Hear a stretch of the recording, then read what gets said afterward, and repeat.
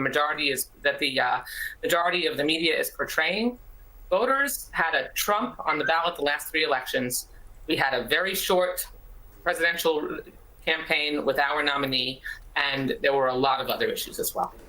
Beverly Hallberg is the president of District Media Group and a fellow at the Independent Women's Forum, and she joins me now. Beverly, good morning to you. So what do you think about that comment?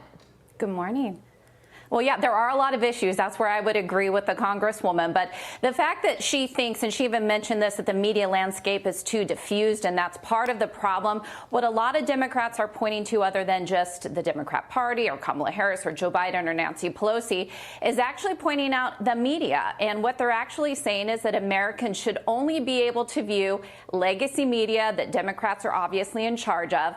She talked about podcasts. Well, the reality is that Joe Rogan invited Kamala Harris on the podcast, and she decided not to go on. I think one of the things we're taking from this from a media perspective is the reason there was this red wave is because Americans are not buying what legacy media is selling, and that's what Democrats need to focus on. I think you're 100% right there, but bigger picture, broaden this out for a second.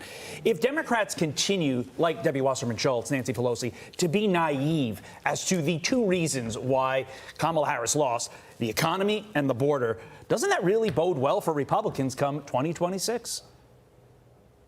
Oh, yeah. If Democrats don't actually take a hard look at themselves and figure out what went wrong, this is going to continue to happen. And part of that is they have focused on identity politics, and they have not focused on immigration, the border, real issues such as inflation and the cost of goods, cost of items. If they don't hone into that, they're definitely going to lose. And there's another part of this. They also need to look at the fact that their candidates need to be able to sell a message and answer tough questions. The fact that Kamala Harris couldn't answer the most basic of questions shows that these candidates often aren't challenged. And so they need to get used to a curious intermediate environment. They need to be able to answer questions, because if they don't, the American people are not going to vote for them anymore. Like I said, there's a lot of introspection that needs to happen. Yeah, speaking of introspection, we've seen the clips. There were many members of the media who said insulting things about Trump supporters ahead of the election, and it backfired.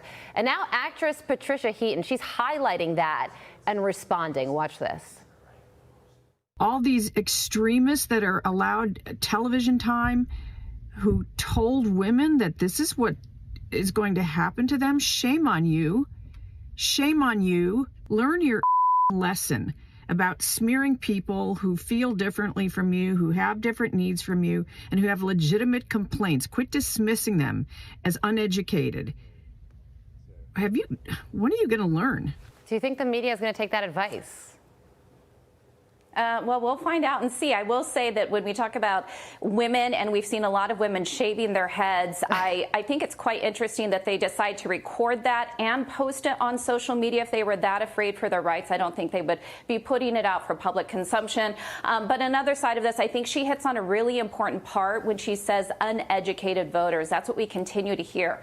We're talking about voters who don't have college degrees, but these voters are very educated, often working in the trades. I even think about COVID. It was the people working in blue-collar jobs who actually kept this country going. Democrats are going to have to view blue-collar workers, those who work in the trades and skills, very differently. If we continue to look at them as being ignorant and uneducated, of course, that voter is not going to go for the Democrat Party. Interesting stuff all around. Beverly Hallberg, thank you so much for joining us. Have a great day. I'm Steve Doocy. I'm Brian Kilmeade. And I'm Ainsley Earhart. And click here to subscribe to the Fox News YouTube page to catch our hottest interviews and most compelling analysis.